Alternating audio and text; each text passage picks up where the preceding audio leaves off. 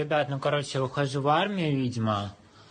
И мне в комментариях кто-то посоветовал смазать очко. Я просто взял с собой тушь, косметику всю свою, все принадлежности взял. И кто-то посоветовал смазать очко. Я не пойму, какое очко. Очки я с собой взял от солнца, солнцезащитные. А еще тут клей, кстати, клей подойдет для смазывания.